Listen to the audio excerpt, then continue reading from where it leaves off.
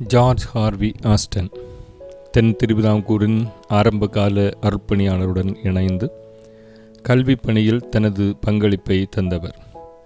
இவர் இந்தியாவில் பிறந்த ஆங்கிலேயர், குறிப்பாக திருவனந்தபுரம், கொல்லம், நெய்யூர் ஆகிய பகுதிகளில் புதிய மிஷன் பாடசாலைகளை அமைப்பதில், சபைகள் உருவாக்குவதில், சமூக பணிகளை செய்வதில் தன்னை முழுமையாக ஒப்படைத்திருந்தார்.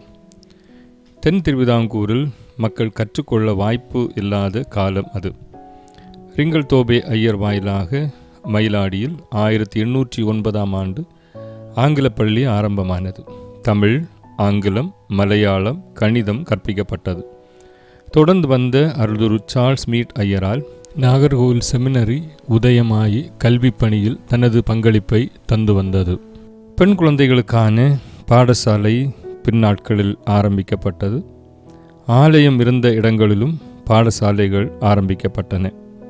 பள்ளிக்கூடங்களுக்கும் விடுதிகளுக்கும் பிள்ளைகள் வந்தாலும் அன்று அவர்களுக்கு எதிர்ப்பும் தடைகளும் இருந்ததால் பலர் கல்விக்கூடங்களை விட்டு ஓடிப்போயினர். கிறிஸ்தவர்களுக்காய் கல்விக்கூடங்களை நடத்தின அருட்பணியாளர்கள் மற்ற மக்களுக்காகவும் கல்விக்கூடங்களை நிறுவினர்.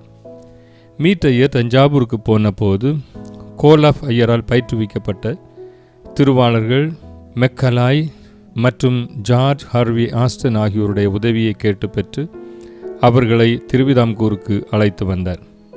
அதில் ஆஸ்டன் அவர்கள் சுமார் 40 ஆண்டுகள் கல்வி பணியை விரிவுபடுத்துவதில் உதவியாக இருந்தார். செமினரியில் தனது கல்வி பணியை தொடங்கியவர் நெய்யூர் பகுதியிலும் குறிப்பாய் ஆற்றூர் சார்ந்த பணிக்களங்களிலும் தனது கல்வி பணியை செய்தார். பின் நாட்களில் ஸ்மித் ஐயருடன் கொல்லம் பகுதியிலும் தனது பணியை தொடர்ந்தார்.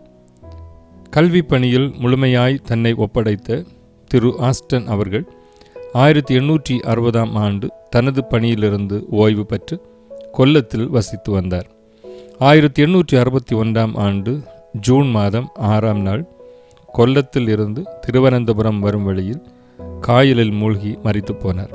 அவரது உடல் கண்ணமுலையில் மிஷன் காம்பவுண்டில் நல்லடக்கம் செய்யப்பட்டுள்ளது. திரு ஆஸ்டன் அவர்களைப் போல தஞ்சாவூரிலிருந்து திருவாளர்கள் கிறிஸ்டியன் பிள்ளை, ராயப்பன், சிவசுப்பிரமணியம் போன்றோர் கல்வி பணியில் திருவிதாங்கூரில் தங்களை இணைத்து கொண்டார்கள்.